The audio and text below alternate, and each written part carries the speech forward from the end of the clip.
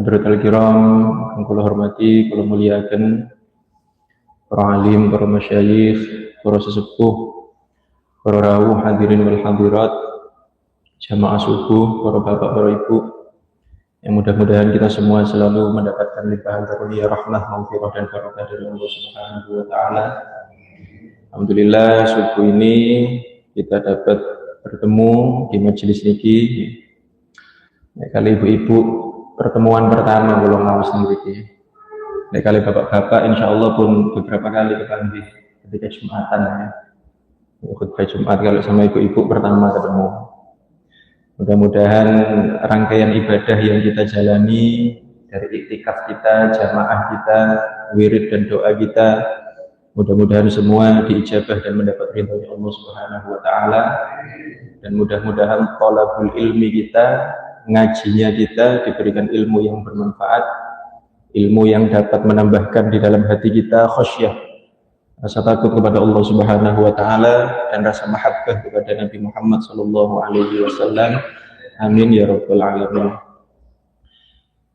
Subuh ini insyaallah kajian kita tematik keutamaan bulan Rajab, keistimewaan bulan Rajab. Sakmangke tanggal 23 Jumadal Tsaniyah di Jumadisani. Jadi insya Allah belum masuk Rajab. Rajabnya masih insya Allah pas hari Ahad depan baru masuk Rajab. Jadi ini memang menyambut bulan Rajab ya, dengan kita mengkaji keutamaannya. Insya Allah mudah-mudahan ketika kita masuk bulan Rajab dapat meresapi makna kemuliaan bulan Rajab dan dapat mengambil keuntungan yang besar nanti insya Allah di bulan Rajab. Amin ya rabbal alamin. Bismillahirrahmanirrahim. Kita awali dengan membaca firman Allah Subhanahu wa taala dalam surat At-Taubah ayat 36. A'udzu billahi minasyaitonir rajim. Bismillahirrahmanirrahim. Inna iddatash syuhuri indallahi 12 fi kitabillah yauma khalaqas samawati wal arda minha arba'atun hurum dzalika ad-dinul qayyim fala tadhlimu fihinna anfusakum. Sejak awal Allah Subhanahu wa taala ketika menciptakan langit dan bumi, Allah sudah menentukan bahwa jumlah bulan satu tahun ada 12 bulan yang diciptakan Allah Subhanahu wa taala, baik itu bulan yang dihitung dengan perputaran bulan Qamariyah itu, Hijriyah itu, ataupun baik tahun yang dihitung dalam perputaran bulan ataupun tahun yang dihitung dalam perputaran matahari. Kalau tahun yang dihitung dalam perputaran matahari kita kenal sebagai tahun Masehi. Adapun tahun yang dihitung dengan jumlah perputaran bulan itu kita kenal dengan tahun Hijriyah, tahun Qamariyah. Allah Subhanahu wa taala menyatakan jumlah bulannya ada 12. Dari 12 itu ada 4 yang disebut dengan bulan haram. Langoten, bulan haram. Napa mawon bulan haram itu di Al-Qur'an dibilang ada 4 yang haram. Al-Qur'an tidak menyebutkan apa saja yang haram. Yang menyebutkan 4 bulan haram itu Nabi Muhammad SAW. Hadisnya sahih riwayat Imam Bukhari, bahwasanya Nabi menyatakan salasun mutawaliyat, 4 bulan itu yang haram itu ya, 4 bulan haram itu yang 3 berurutan, yang 1 sendirian. Napa mawon 3 berurutan, Dzulqa'dah, Dzulhijjah wal Muharram. Bulan ke-11, 12 dan 1. Akhir tahun dan awal tahun. Dzulqa'dah, Dzulhijjah, Muharram. Ini 3 dari 4 bulan haram. Kemudian 1 lagi bulan haram, wa Rajab Mudhar alladzi baina Jumada wa Sya'ban. Bulan Rajab yaitu bulan yang ada di antara bulan Jumada dan bulan Sya'ban. Jadi secara nama yang benar untuk bulan setelah Rabi nih gitu. Pak, setelah Rabiul Awal, Rabiul Tsani Sebenarnya nama yang benar itu bukan Jumadi, itu Jumada. Jadi huruf akhirnya itu alif layyinah, bukan ya. Kan tulisannya Juma gitu, jim, mim, alif, Juma, kemudian dal, lalu seperti ya. Tapi seperti ya tanpa titik. Seperti ya tanpa titik itu namanya alif layyinah. Jadi namanya yang benar itu bukan Jumadi, Jumada. Jumadal ula dan Jumadal tsaniyah. Itu alif layyinah. Bulan Rajab adalah bulan yang berada antara bulan Jumada dan bulan Sya'ban.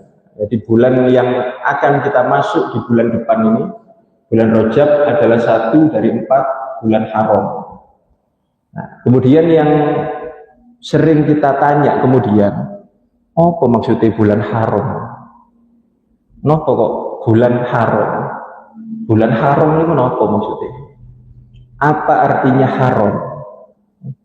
Tentu haram ini secara luas, secara uruf kita mengenal haram dengan makna yang mudah kita pahami. Haram itu artinya tidak boleh. Haram artinya gak oleh. Gak oleh nopo. Tidak boleh apa? Nah, tergantung konteksnya. Apa yang kita bahas ini? Kalau kita bilang babi haram, ya berarti babi tidak boleh dimakan. Kan ngoten. Khomer haram, khomer tidak boleh diminum. Wonten tanah haram. Wonten tanah haram bareng. Napa tanah haram? Kota suci Mekah dan Madinah. Niku tanah haram. Napa kok diarani tanah haram niku? Tanah yang tidak boleh. Tidak boleh napa? Ada beberapa larangan di tanah haram. Di antaranya orang non muslim haram masuk itu. Tidak boleh. Orang non muslim tidak boleh masuk Mekah, tidak boleh masuk Madinah. Di Arab itu non muslim banyak, di Jeddah ada, di Taif ada, di kota-kota lain ada. Tapi di Mekah Madinah nggak boleh. Mekah Madinah tidak boleh memasuki tanah haram. Memang Allah menegaskan dalam Al-Quran, "Fala yaqrabul masjidal harama ba'da 'amihim hadza." Semenjak Fathu Makkah, orang muslim tidak boleh tinggal di 2 kota suci. Makanya dinamakan tanah haram. Dan juga di situ dilarang untuk dibunuh hewan-hewan buruannya. Mulanya kalau kita baik yang kita tahu, ada yang tahu langsung ataupun mungkin lihat di sosmed ya, di YouTube, di TikTok atau apa, yang sudah tahu alhamdulillah, yang belum tahu mudah-mudahan bisa tahu. Lihat mereka lah kuatah burung dara liar. Burung dara kan banyak sekali di Mekah dan Madinah. Wonten sing tanglet wong kene apa gak arep mangan doro. Padahal dagingnya doro itu enak. Tidak boleh. Haram membunuh burung dara yang ada di Mekah dan Madinah, itu haram. Karena itu tanah haram. Jadi haram termasuk haram membunuh binatang-binatang liarnya. Haram memotong pohon dan rumputnya kecuali dengan membayar dam dan lain. Ini berlaku untuk semua nih. Tidak hanya untuk yang sedang ihram. Orang yang nggak lagi haji, nggak lagi umroh, ada di Mekah, ada di Madinah, haram buat ini. Kemudian wonten malih ada banyak kata yang berakar dari kata haram. Kalau jenengan lek salat rukun pertama, setelah niat dan berdiri, maka kita takbiratul ihram. Takbiratul ihram itu artinya apa? Takbir pengharaman. Itu arti takbiratul ihram. Ihram itu berasal dari kata haram. Dan takbiratul ihram adalah takbir pengharaman. Kenapa kok takbir pembuka sholat itu disebut takbiratul ihram? Karena ketika kita sudah masuk sholat, menjadi haram hal-hal yang sebelumnya boleh. Sebelum sholat boleh makan. Lek takbiratul ihram tidak boleh. Sebelum sholat boleh ngomong. Kalau sudah takbiratul ihram tidak boleh. Sebelum sholat boleh gerak banyak. Kalau sudah takbir tidak boleh. Maka ini dinamakan takbiratul ihram. Kemudian juga ihramnya orang yang haji. Orang yang haji itu kan ihram. Ihram itu apa? Orang yang haji itu kenapa disebut ihram? Karena orang kalau sudah bertalbiyah, niat ihram ini, niat umrah atau haji, Kan ada larangan-larangannya. Nggak boleh pakai pakaian berjahit kalau laki-laki, nggak boleh pakai penutup kepala. Perempuan nggak boleh pakai penutup muka, nggak boleh pakai wangi-wangian, nggak boleh potong kuku. Ini dinamakan ihram. Orang yang sedang ihram disebut muhrim. Tak ngoten. Mulane istilah yang benar gitu. Kan ada muhrim, ada mahram. Ini orang Indonesia sering ketuker-tuker ini. Tapi kalau di dalam uruf masyarakat kita tidak apa-apa. Tapi kalau kita mau tahu sajane sing bener itu muhrim dan mahram ini podo apa siji. Muhrim dan mahram itu hadirin beda artinya. Muhrim itu artinya orang yang sedang ihram. Itu muhrim. Jadi orang yang sedang haji, orang yang sedang umroh, itu namanya orangnya lagi muhrim. Adapun laki dan perempuan yang kalau bersentuhan wudunya batal, itu namanya bukan mahram. Itu namanya mau salaman lagi perempuan, maaf bukan mahram. Sing bener ngoten sakjane, maaf bukan mahram. Maaf bukan muhrim. Jadi jawab jenengan, lho iya Pak, duduk muhrim. Lek muhrim kono nang Mekah. Lek nang kene ya mesti bukan muhrim aja ya. Muhrim itu Mekah. Jadi itu artinya mahram loh. Mahram juga berasal dari kata haram. Nopo mahram itu haram apa? Mahram itu adalah orang yang haram kita nikahi. Ibu kita dengan kita mahram. Laki dan perempuan ya. Laki dan perempuan yang mahram itu adalah lawan jenis yang haram kita nikahi. Itu artinya mahram. Ibu mahram, kakak adik mahram, bibi keponakan mahram, haram kita nikahi. Dan seterusnya ada banyak kata yang berakar dari kata haram ini, dan semuanya memiliki ikatan yang sama, yaitu sama-sama tidak boleh. Antara nanti tidak boleh apa tergantung konteks. Kemudian bulan haram yang 4 ini tadi, Dzulqa'dah, Dzulhijjah, Muharram dan Rajab. Bulan haram. Apa yang haram di 4 bulan ini? Qala Allah Ta'ala Al-Baqarah 217, yas'alunaka 'anil syahril harami qitalin fih. Orang-orang bertanya kepada Nabi Muhammad, 'anil syahril haram qitalin fih, tentang hukum memulai perang di bulan haram. Qul, katakan wahai Muhammad, sampaikan kepada umatmu, qitalun fihi kabir. Memulai perang di bulan haram, memulai perang di 4 bulan ini, hukumnya haram. Jadi itu arti keharaman di bulan ini, yaitu kaum muslimin kalau mau perang dengan orang kafir, kalau memulai penyerangannya di 4 bulan ini, hukumnya haram, tidak boleh. Ini adalah bulan haram, bulan yang Allah haramkan bagi kaum muslimin untuk memulai perang. Lek balas perang bukan apa-apa. Balas perang itu maksudnya nyata, umpami, naudzubillah min dzalik, mudah-mudahan tidak terjadi. Umpama besok ada orang pasukan kafir nyerang pasukan muslimin, nyerang orang Islam di bulan Rajab, maka kita boleh melawan. Jadi ini gak oleh perang, lek balas ini boleh, masa diperangi menengahi, lek mati kabeh. Tapi kalau memulai penyerangan tidak boleh. Artinya umpama panglima kaum muslimin membuat strategi, ayo kita mengepung benteng musuh. Kapan kita mulai penyerangannya panglima? Nanti bulan Rajab. Oh, tidak boleh. Tidak boleh memulai peperangan di bulan haram, tidak boleh. Meskipun para ulama berbeda pendapat tentang larangan ini, apakah masih berlaku atau sudah dinasakh atau sudah diangkat hukumnya. Yang jelas Imam Razi dalam tafsirnya beliau mengatakan fala tadlimu fihinna anfusakum ay fala tadlimu fihinna anfusakum bistihlalil qital wal gharati fihim. Jangan kalian menghalalkan keharamannya dengan memulai peperangan dan penyerangan di bulan-bulan haram.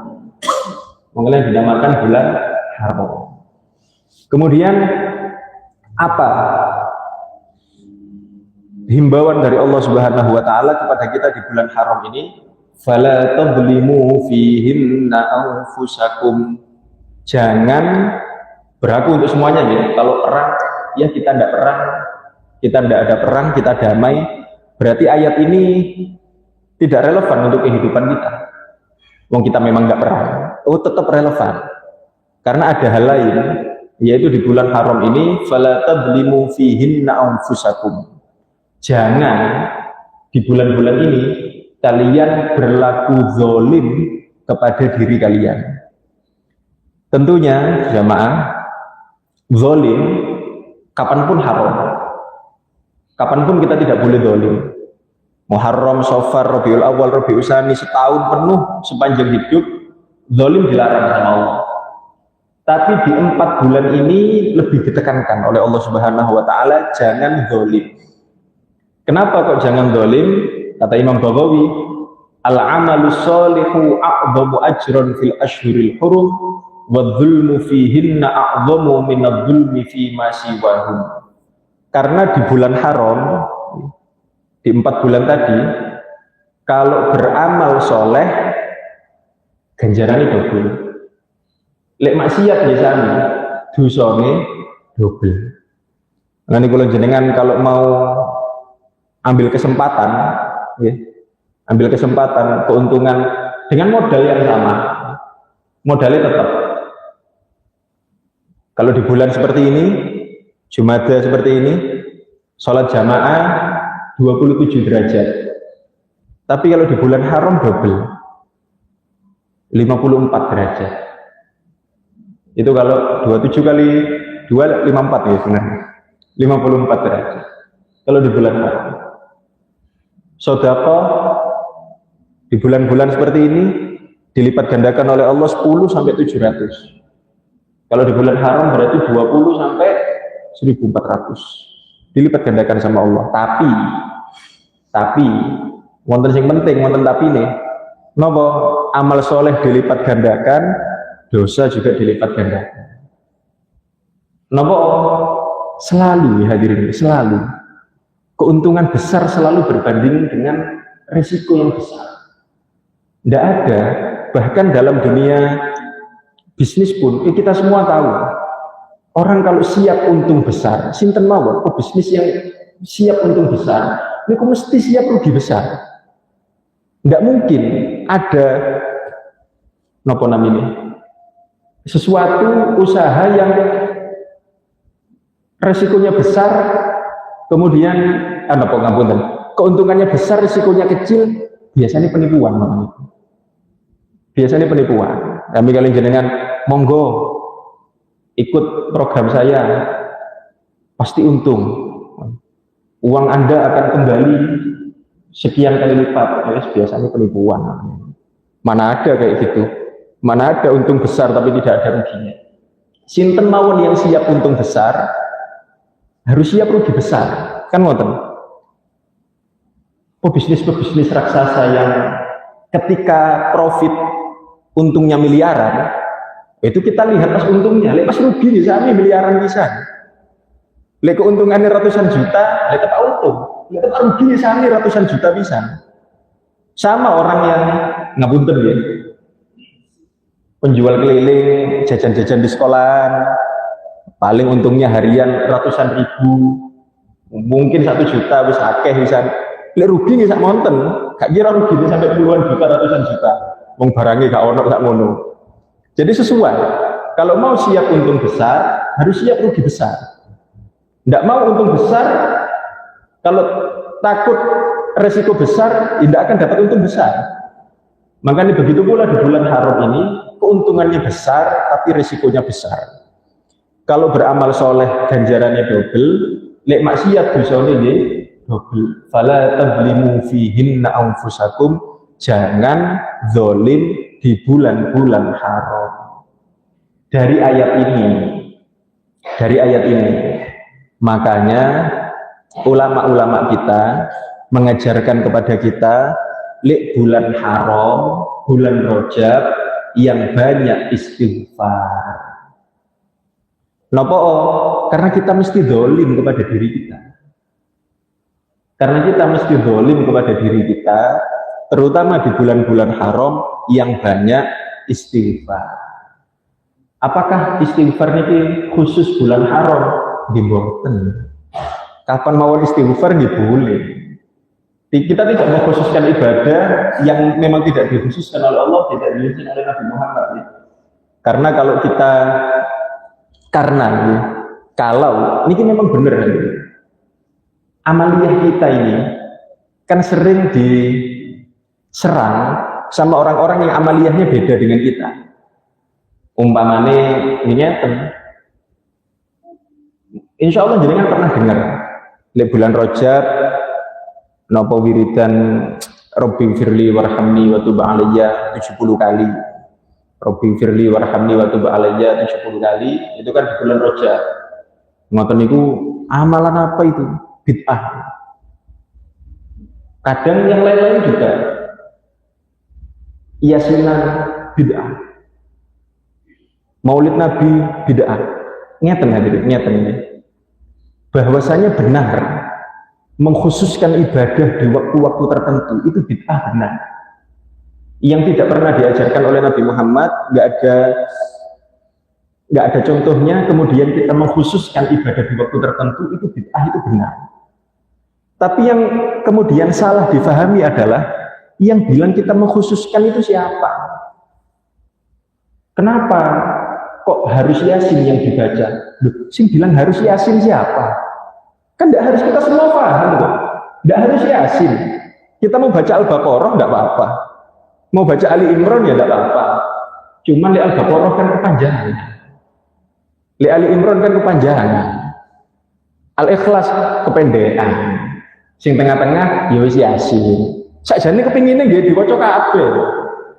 Tapi kok cocoknya tidak terlalu panjang, tidak terlalu pendek, akhirnya Yasin. Apakah harus Yasin? Ya tidak ada loh kita yang meyakini harus Yasin, itu enggak. Kenapa harus malam Jumat? Siapa bilang harus malam Jumat? Kan enggak harus. Biasanya jamaah tahlil niku, tahlilan malam Jumat niku biasanya tepak wonten sohibul hajah yang kebetulan ahli kuburnya misalnya pendake pas malam Minggu, ngoten niku biasanya ngomong ngapunten mungkin tahlilan ten griya kula malam Minggu mawon. Ndak apa-apa itu.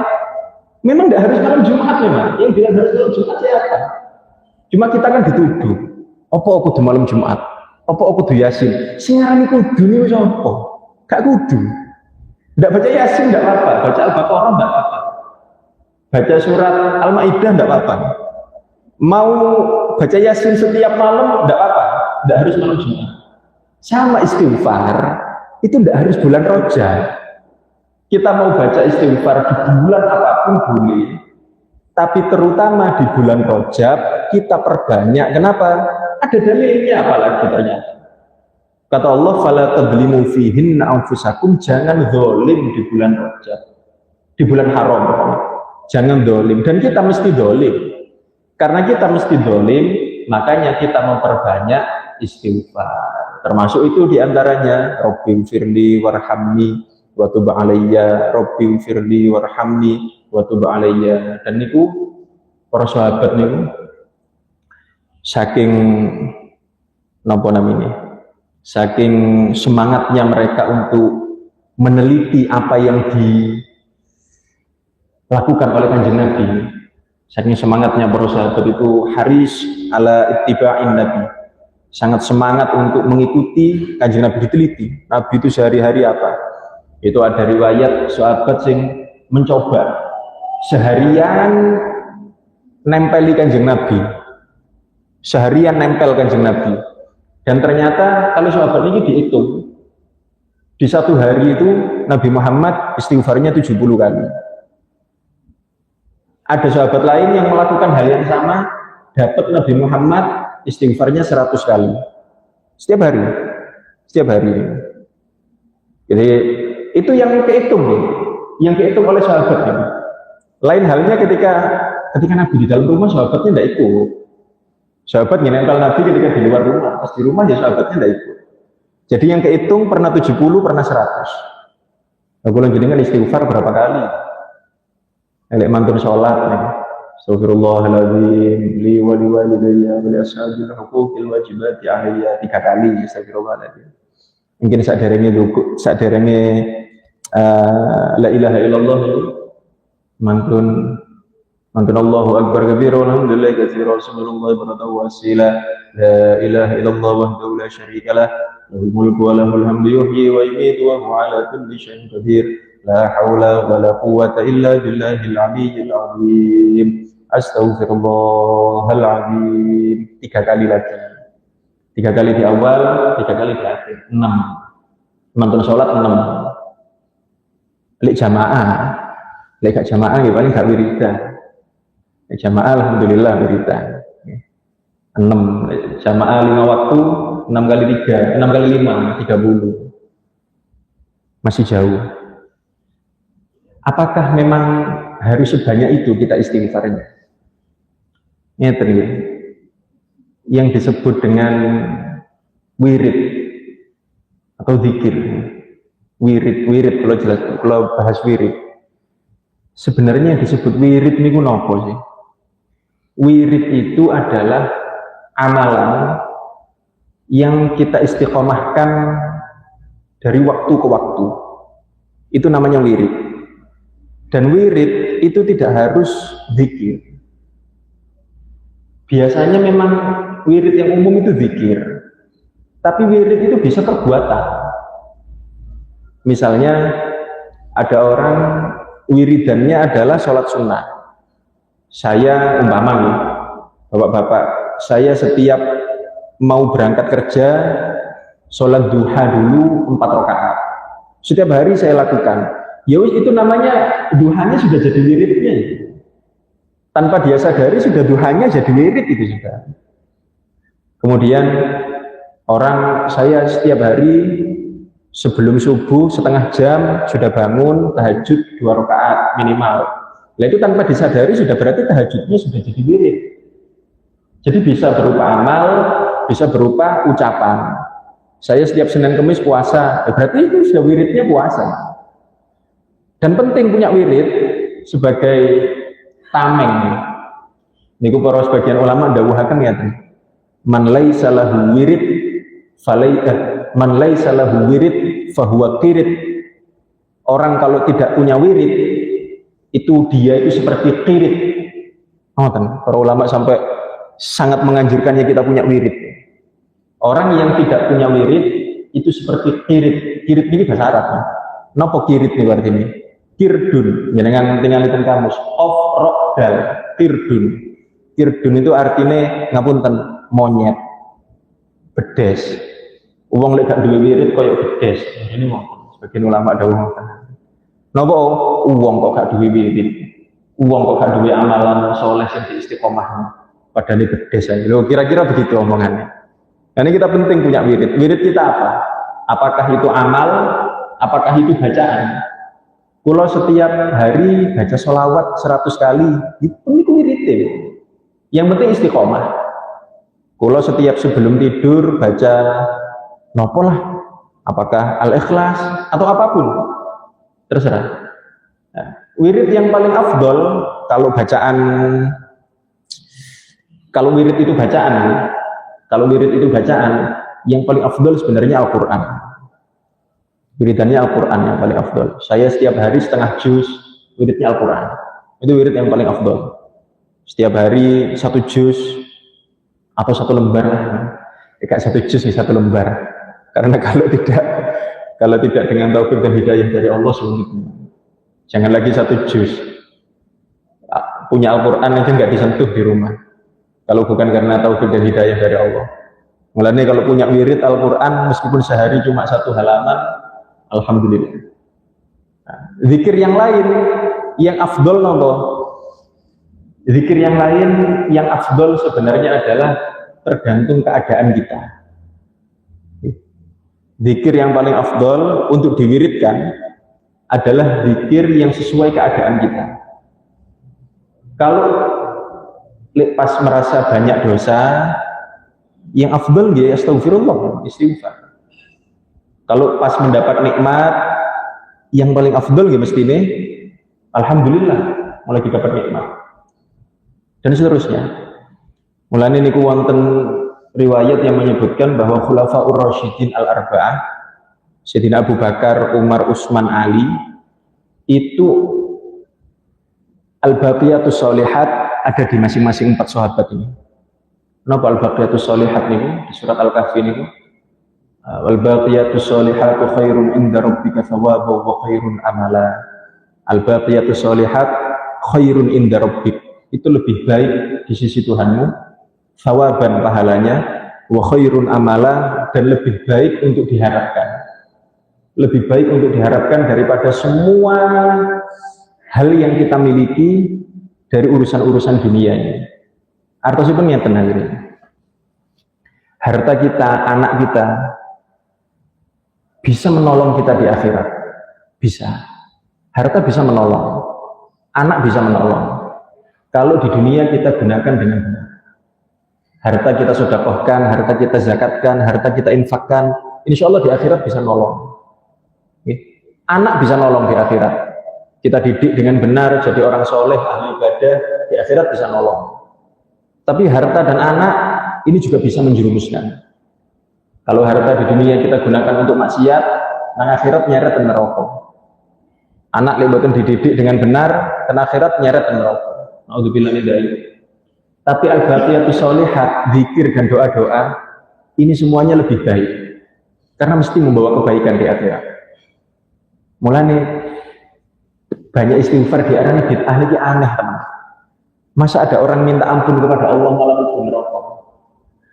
Orang minta ampun, astagfirullahaladzim, malah dicatat dosa nih ya Allah. Masa istighfar ini malah dicatat dosa. Enggak dosa lek jenengan aku istighfar aja gak usah sholat, dosa aja nih. Mau istighfar aja gak usah sholat. Aku le Ramadan istighfar aja gak usah poso, dipancet mlebu neraka lek. Tentunya yang wajib tidak bisa kita tawar. Yang wajib gak iso dinyang, yang larangan gitu tetap ditinggalkan, ditambah istighfar. Tidak mungkin sudah orang hanya istighfar malah gara-gara akeh istighfar ini malah mlebu neraka, tidak mungkin. Jadi silahkan istighfar sebanyak-banyaknya, terutama di bulan-bulan haram. Kembali, al-baqiyatus sholihat adalah kalimat-kalimat thayyibah yang abadi. Itu adalah al-baqiyatus sholihat, kalimat-kalimat thayyibah yang abadi. Kenapa disebut abadi? Karena tidak akan rusak. Semua yang kita lihat di dunia ini akan rusak. Masjid ini rusak nanti. Minimal di kiamat rusak. Mungkin 10, 20, 50, 100 tahun lagi masih ada. Tapi di kiamat dirusak. Lampu sing apik ini rusak, AC ini rusak, karpet ini rusak, HP ini rusak. Semua yang kita lihat ini akan rusak. Tapi kalimat-kalimat thayyibah ini abadi. Alam semesta ini rusak, dia masih ada. Di akhirat masih ada. Mulanya dinamakan al-baqiyatus sholihat. Kalimat-kalimat thayyibah yang abadi. Kenapa kalimat-kalimat thayyibah yang abadi ini? 4 zikir. Subhanallah, walhamdulillah, wala ilaha illallah, wallahu akbar. Ini namanya al-baqiyatus sholihat. Ini termasuk amalan yang diajarkan oleh para ulama kita. Jenengan lek mlebet masjid, mboten sempat sholat tahiyatul masjid, maka baca baqiyatus sholihat ini 4 kali. Entah nggak sempat karena waktu nulis mepet, dari 30 detik ya, umpama 30 detik mau komat, nggak sempat sholat tahiyatul masjid, jenengan baca itu. Subhanallah, alhamdulillah, wala ilaha illallah, wallahu akbar 4 kali. Itu insya Allah penggantinya tahiyatul masjid. Dan Nabi Muhammad SAW ketika Mi'raj, di bulan Rajab kan ada Mi'raj, ada Islam Mi'raj di bulan Rajab di akhir. Itu Nabi Muhammad ketika Mi'raj di langit ke-7, ketika bertemu Nabi Ibrahim alaihissalam. Nabi Ibrahim kan bayi Nabi Muhammad. Ketika Nabi Muhammad ketemu Nabi Ibrahim, itu Nabi Ibrahim berkata kepada Nabi Muhammad, "Iki koyok mbak ketemu putune." Muhammad, cung sampai no salam nang umatmu. Kira-kira begitu kalau bahasa kita ya. Ya Muhammad, akri umat atau minni salam. Sampaikan salamku kepada umatmu. Kira-kira oleh bahasa Jawa gitu, cung sampai no salamku nang umatmu. Nah, kira-kira begitu oleh bahasa Jawa. Tapi karena bahasa Arab gitu, wonten cung. Sampaikan salamku kepada umatmu. Kasih tahu mereka.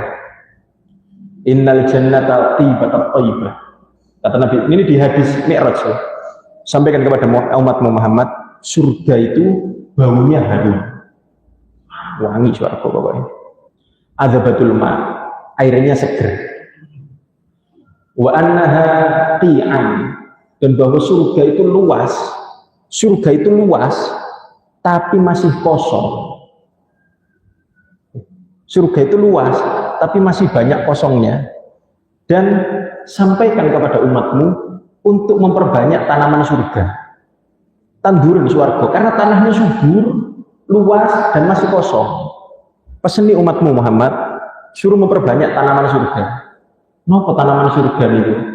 Ternyata wa anna wirasaha, tanduran-tanduran surga, pohon-pohon surga adalah subhanallah walhamdulillah wala ilaha illallah wallahu akbar. Mulane kula jenengan lek baca subhanallah alhamdulillah wala ilaha illallah wallahu akbar ping 100 wis duwe sak hektar tanah nang swarga. Koyokane nang dunya melarat omah gak duwe tanah napa malih, ternyata kaplingane akeh nang swarga. Napa dikire pol. Dikire pol. Subhanallah alhamdulillah wala ilaha illallah wallahu akbar itu sudah menanam pohon di surga. Nopo apa gunane nandur-tanduran ten swarga? Namine wong lek nggak ada tanah ombo ten swarga. Insyaallah nggih bakal diparani. Masuk niki tanah ombo niki ngene sinten? Anu nggadane Pak niku, abah niku, Bu niku endi wonge nang neraka. Aneh, tanah ombo nang swarga kok wong nang neraka nggih aneh. Insyaallah nek nggak ada tanah ombo nang swarga nggih wong insyaallah mlebet surga. Ini enggak ada tanduran kata. Nah, kembali zikir yang paling afdal nopo? Khulafaur Rasyidin 4 itu mereka masing-masing mendawamkan satu dari 4 zikir ini sesuai dengan keadaan yang dia miliki. Sayyidina Abu Bakar ghalaba alaihi syuhudul jalal wat tauhid. Sayyidina Abu Bakar itu kan orang yang paling murni tauhidnya, paling ikhlas imannya. Sampai dipuji sama Nabi Muhammad, saya tidak pernah ngajak orang ke Islam kecuali awalnya mesti ragu selain Abu Bakar. Abu Bakar tidak pernah ragu sedikit pun kepada saya. Sampai ketika Mi'raj itu lagi, ketika berita Nabi Muhammad tadi malam habis ke Palestina, dari Palestina naik ke langit, tembus Sidratul Muntaha, melihat surga dan neraka dan seterusnya. Orang-orang menganggap Muhammad sudah gila, kata orang-orang kafir. Beberapa sahabat ragu. Ketika disampaikan kepada Sayyidina Abu Bakar percaya sama nopo Muhammad, terus wong kafir ya. Muhammad kan nabi, napa? Wong kafir kan gak ada nabi. Muhammad tadi malam cerita begini. Kata Sayyidina Abu Bakar, kalau Nabi Muhammad yang cerita, lebih dari itu saya percaya. Jangankan yang itu, lebih dari itu saya percaya. Kenapa lebih dari itu? Nabi Muhammad itu cerita, setiap hari pagi dan sore itu malaikat naik turun langit bergantian. Setiap hari. Lah kalau Nabi Muhammad bilang tadi malam melakukan itu 1 kali, apa sulitnya saya percaya? Malaikat setiap hari melakukan itu, kata Nabi Muhammad saya percaya. Loh, tapi kan itu malaikat, ini kan orang. Kalau sudah Allah yang menjalankan, apa bedanya? Napa namine? Wonten mobil-mobilan di remote isok mlaku. Wonten iki gak isok mlaku.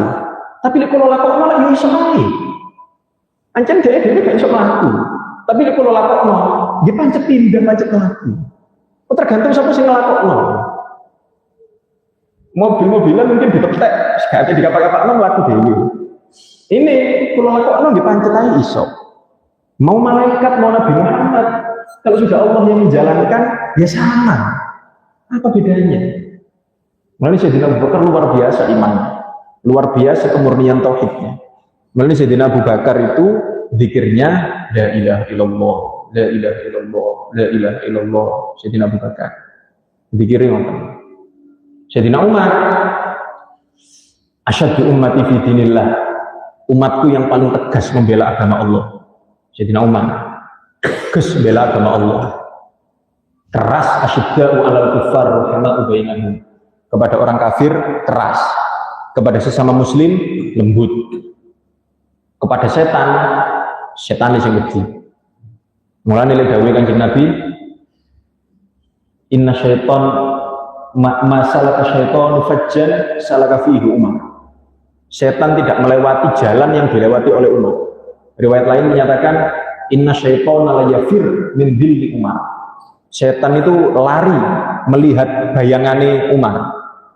Bayangane, durung ketok wonge, sik ketok bayangane.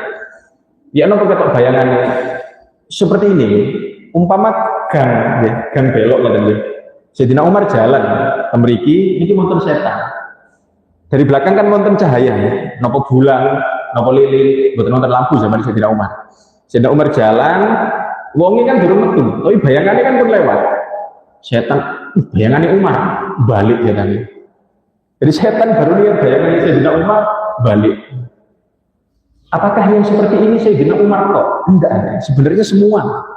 Tapi memang Rasulullah di sini ingin menceritakan iki loh, Umar ini, keistimewaan Umar. Tapi semua sahabat begitu. Mboten kok setan lihat Abu Bakar wani. Mboten sami mawon gak wani. Kali Utsman kali Ali sami mawon gak wani. Tapi memang yang diceritakan Nabi adalah Umar. Dari hadis ini, makanya ulama-ulama kita mentradisikan dan menganjurkan dan dianggap baik kalau kita punya foto orang soleh di rumah kita, punya foto ulama di rumah kita, punya fotonya wali di rumah kita, bagus. Kenapa? Loh ini setan, ketok bayangan ini kira ireng. Bayangan ini kan tidak bisa dibedakan sebenarnya. Jadi kan ngadeg, kemudian ada cahaya, masuk bayangan ini bisa dibedakan, ini bayangan ini sopo. Jadi kalau bayangan itu bisa berdampak kepada setan takut, maka foto ini lebih jelas untuk membuat setan takut karena foto ini lebih dari bayangan. Yang penting, tapi nyimpen foto ini ulama, simpen foto sing asli, bukan foto hayalan. Napa foto hayalan? Wonten foto Syekh Abdul Qadir Al-Jailani. Sinten sing foto Syekh Abdul Qadir Al-Jailani niku? Kok iso wonten foto niku? Wonten foto Khulafaur Rasyidin. Wonten kok. Griyane yang itu sing ada fotonya Sayyidina Abu Bakar, Umar, Utsman, Ali. Sopo sing foto? Wonten foto Wali Songo, Sunan Ampel, Sunan Giri. Sing foto niku sinten? Lah kalau mau foto boleh, kula ngapunten mboten kok. Gak oleh, betul apa? Sing kadung punya, ya sudah tidak apa-apa yang kadung punya. Yang belum punya, beli foto ulama yang fotonya asli, nyata. Kados Hadratus Syekh Hasyim Asy'ari, asli, memang fotonya foto asli. Insya Allah asli, jadi Mbah Hasyim niku ya. Pun wonten foto kan zaman Mbah Hasyim niku. Insya Allah niku asli. Kiai-kiai, ulama-ulama yang sing wonten fotone asli itu lebih baik. Itu lebih baik daripada foto lukisan khayalan yang entah sebenarnya itu gambar siapa. Oh niku langsung Sayyidina Umar dengan keadaan yang setegas itu, tegas dalam membela agama Allah, tegas meninggikan kalimat Allah, maka Sayyidina Abu Bakar niku zikirnya Allahu Akbar, Allahu Akbar, Allahu Akbar. Allah Maha Besar, Allah Maha Besar, tidak ada yang besar selain Allah. Setan sikat, orang kafir sikat. Mulane napa namanya perang ini, bahas perang malih. Di bulan haram kan ada larangan perang. Perang itu dalam syariat kita awalnya perintah perang itu kan 1:10. Kemudian diubah oleh Allah menjadi 1:2. Artinya ketika kaum muslimin perang, musuhnya lebih banyak 2 kali lipat, itu wajib maju, mundur dosa. Pasukan muslimin berangkat perang, jumlahnya 1000 orang, lawannya 2000, maju, mundur dosa besar. 1:2. Tapi kalau lebih dari 2 kali lipat, boleh mundur. Pasukan muslimin 1000, lawannya 3000, boleh mundur. Itu di bagian akhir nih. Awalnya dulu, perang itu 1:10. Jadi kalau kaum muslimin 1000, musuhnya 10.000, maju. Mundur dosa. Awalnya begitu. Kenapa? Karena memang kekuatan iman sahabat as-sabiqun al-awwalun beda. Kok Sayyidina Umar ngene iki, aku lek musuh wong kafir aja dikeki sitok, aja dikeki loro. Kayak ana 10 lho nang aku. Iki Sayyidina Umar. Kok iso ana wong yakin kados ngoten niku? Bisa. Umpama ngeten nanti. Niki bagaimana keyakinan Sayyidina Umar? Bagaimana keyakinan itu bisa ada di dalam hati wani tarung musuh wong 10. Contohnya ngeten. Jenengan sinten mawon saking jenengan. Tukaran mbek arek cilik, arek TK. Kula tukaran mbek arek TK. Didu mbek arek TK. Kula ngomong mbek sing ngedu. Aja situ arek TK ya. Gawon 5 gak apa-apa nang kene. Tak saduki kabeh arek TK. Napa malih kula dicekeli kayu. Gawon 15 gak apa-apa. Yakin iso menang. Yakin wong arek TK kok gak yakin. Yakin lah. Seperti inilah keyakinannya Sayyidina Umar. Imannya Sayyidina Umar nggih ngoten niku. Aku lek musuh kafir aja situ.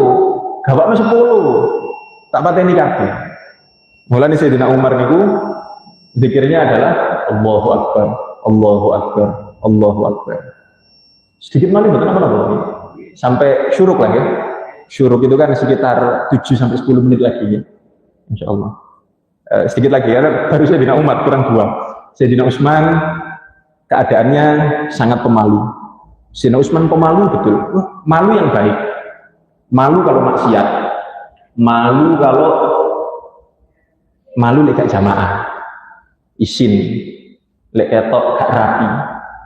Makanya Sayyidina Umar itu kan Sayyidina Utsman itu gak ada serban ya kan? Rida serban. Kalau mau masuk kamar mandi, serbannya dibebel. Kemudian ngomong ke malaikat yang diomongi malaikat sampean tunggu dulu di sini. Saya mau masuk kamar mandi, jangan ikut, malu saya. Sayyidina Utsman kepada malaikat membuka aurat, malu. Kalau jenengan biasa, tak hubungan, bapak katokan cekak biasa. Mulai kalau jenengan dibandingkan dengan sahabat-sahabat Kanjeng Nabi ini buatan ukuran. Setengah higa, seperempat higa, seperlapan yoga, seperberapa pun tidak. Sayyidina Utsman itu kepada malaikat aja malu kok. Kita kepada manusia yang nampak ini tidak malu. Ya. Pernah Kanjeng Nabi SAW ketika lagi santai di rumah, duduk santai dengan bajunya agak berantakan. Duduk di rumah bajunya, ini namanya orang di rumah seperti jenengan yang rapi seperti ini pun, ya ngomong dia kaosnya biasa sembarang. Kanjeng Nabi ketika itu ada tamu, mandil bab, siapa di pintu? Abu Bakar ya Rasulullah. Udkhul, masuk ngobrol sama Rasulullah. Kemudian ada tamu lagi, siapa? Umar, masuk. Kemudian ada tamu ketiga, siapa itu di pintu? Utsman ya Rasulullah. Langsung Rasulullah duduknya dibenerin, bajunya dirapiin. Masuk Utsman. Sayyidah Fatimah, putri Kanjeng Nabi, heran. Ya Rasulullah, tadi Abu Bakar, Umar masuk, jenengan tetap keadaan seperti itu. Utsman masuk kok jenengan langsung merapikan baju kok. Dawuh Kanjeng Nabi, ala astahi mimman yastahi minhul malaikah. Saya malu kok Utsman, malaikat aja malu kok Utsman. Malaikat malu kok Utsman. Sehingga selalu menyucikan Allah, malu kepada Allah, malu kepada Allah. Mulai Sayyidina Utsman itu zikirnya subhanallah, subhanallah, subhanallah. Sayyidina Ali, beliau melihat dirinya diberi nikmat yang luar biasa oleh Allah. Dari kecil ikut Nabi Muhammad. Karena Nabi Muhammad balas jasa. Nabi Muhammad ketika kecil dirawat oleh Abu Thalib. Maka ketika Nabi Muhammad dewasa, Nabi Muhammad merawat anaknya Abu Thalib. Kebetulan yang diambil oleh Nabi Muhammad adalah Sayyidina Ali. Makanya Sayyidina Ali merasa beruntung. Karena Abu Thalib itu, Sayyidina Abu Thalib merawat Nabi Muhammad dan merawat dua adiknya, Sayyidina Hamzah dan Abbas. Nabi Muhammad, Hamzah, Abbas ini sepantaran. Dua orang ini pamannya Nabi, tapi sepantaran sama Nabi. Tiga orang ini ketika kecil semuanya dirawat oleh Abu Thalib. Ketika Nabi Muhammad, Hamzah dan Abbas dewasa, Nabi Muhammad yang ngejak, ayo paman-paman, dulu kita pas kecil dirawat sama Abu Thalib. Ayo sekarang gantian kita rawat anaknya. Karena Abu Thalib kan miskin. Pemuka Quraisy, pemimpin Quraisy, tapi miskin Abu Thalib. Dihormati, tapi bukan dihormati karena kekayaannya. Dihormati karena kebijaksanaannya. Dihormati karena ketokohannya. Dihormati karena kesepuhannya. Sayyidina Abu Thalib, miskin Sayyidina Abu Thalib. Jadi Nabi Muhammad kepada dua paman ini bilang, ayo kita ambil anaknya satu-satu. Akhirnya Nabi Muhammad ngambil Ali, Hamzah dan Abbas ngambil Ja'far dan Aqil. Mulai Sayyidina Ali merasa beruntung, yang ngambil saya Nabi Muhammad. Sejak Nabi Muhammad belum jadi Nabi. Kok bukan kakak saya Ja'far yang diambil, bukan adik saya Aqil yang diambil oleh Nabi, tapi saya yang diambil sama Nabi Muhammad. Beruntung sekali. Sudahlah begitu, anak pertama yang masuk Islam diambil menantu oleh Nabi Muhammad. Dan banyak pujian Nabi Muhammad kepada Sayyidina Ali. Ana Madinatul Ilmi wa Aliyun babuha, kata Nabi Muhammad, saya kotanya ilmu, Ali pintunya. Mau masuk kota lewat pintu. Di hadis lain Nabi bilang, anta minni bimanzilati Harun, kamu itu bersama saya seperti Harun dan Musa. Saya ini Musa, kamu Harunnya. Hanya saja setelah saya tidak ada Nabi. Artinya nopo, umpama setelah saya ada Nabi, kamu Nabinya. Tapi tidak ada Nabi setelah Nabi Muhammad. Jadi sebanyak itu nikmat yang Allah berikan kepada Sayyidina Ali. Berani Sayyidina Ali niku napa namanya? Zikirnya adalah alhamdulillah, alhamdulillah, alhamdulillah. Sayyidina Abu Bakar la ilaha illallah, Umar Allahu akbar, Sayyidina Utsman subhanallah, Sayyidina Ali alhamdulillah. Kalau jenengan mau zikir yang mana sesuai keadaan. Kalau bingung keadaan kalau niki nopo, sholawat boleh bingung di sholawat yang banyak. Kalau bulan Rajab, karena ini adalah bulan di mana Allah tekankan jangan dolim di bulan Rajab, maka perbanyak istighfar. Termasuk sayyidul istighfar itu, Allahumma anta rabbi la ilaha illa anta khalaqtani wa ana abduka wa ana ala ahdika wa anta mustaqim, dan seterusnya. Dan bagian terakhir adalah puasa Rajab. Puasa Rajab. Bolehkah puasa Rajab? Boleh, tidak ada larangan, karena sejatinya tidak ada larangan puasa kecuali di 5 hari dalam 1 tahun. Sinjenengan kalau mau puasa Rajab silahkan. Kapanpun mau, sekarang mau puasa boleh. Selama tidak puasa di 5 hari ini boleh. Apa 5 hari yang haram puasa? Idul Fitri, Idul Adha, dan 3 hari setelah Idul Adha, namanya hari Tasyrik. 5 ini haram.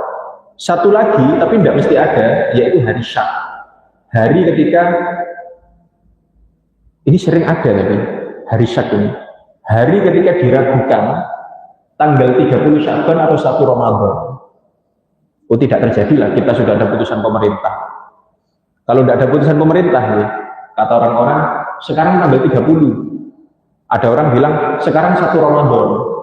Jenengan cekelan sekarang tanggal 30. Saya mau puasa sunnah hari ini, tidak boleh, haram. Kenapa? Karena ada kemungkinan itu memang 1 Ramadan. Oh, Ramadan kok puasa sunnah? Nah, ini haram. Ini 5 plus 1, ini haram puasa. Selain itu boleh. Jenengan mau puasa bulan Rajab, boleh. Hadis sahih tentang puasa Rajab tidak ada. Hadis sahih tidak ada. Hadis dhaifnya banyak. Dan penting juga kita pahami, hadis dhaif itu hadis boleh diamalkan. Yang tidak boleh diamalkan itu hadis maudhu, hadis palsu. Jadi jangan seperti orang yang suka menolak hadis dhaif. Hadis dhaif itu diterima. Bahkan kata para ulama kita, dhaiful hadis khairun min ara'ir rijal. Hadis dhaif itu lebih baik daripada pendapatnya ulama. Sakuat-kuatnya pendapat ulama dari pikirannya sendiri, tetap kalah sama hadis dhaif. Ulama ijtihad dari pikirannya sendiri bilang begini, tetap kalah sama hadis dhaif. Jadi jangan pernah meremehkan hadis dhaif. Hadis dhaif itu bisa diterima. Hadis dhaif tentang puasa Rajab banyak. sebagai penyemangat kita untuk puasa, Imam Ghazali di Ihya, Shaumu yaumin min syahrin haram afdal min salasina min ghairihi. Puasa 1 hari di bulan haram afdal daripada puasa 30 hari di bulan lain. 1 hari bulan Rajab seperti bulan ini 1 bulan full 30 hari. Ada yang lebih dari itu lagi. Imam Ghazali juga dalam Ihya, man shoma thalathata ayyam min syahrin haram. Siapa yang puasa 3 hari bulan haram, Rajab mungkin. Kalau diberi taufik dan hidayah oleh Allah, silakan dilakukan. Lek rodok males, silahkan lakukan amalan yang lain, bukan apa-apa. Siapa yang puasa 3 hari di bulan Rajab, harinya Kamis, Jumat, Sabtu, 3 hari. Kata Allah lahu bi kulli yaumin ibadat is'imi'ati amin. Allah catat untuknya perharinya, Masya Allah, seperti ibadah 900 tahun. 3 hari lah berarti 2700 tahun, bukan hari.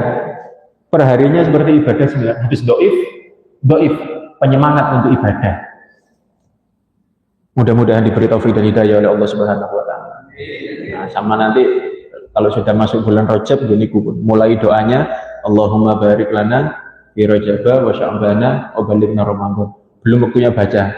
Nanti dinten malam Ahadnya, berarti malam Ahadnya insya Allah mungkin Pak Markum pun mulai pujiannya Allahumma barik lana fi Rajab wa Sya'bana, insya Allah.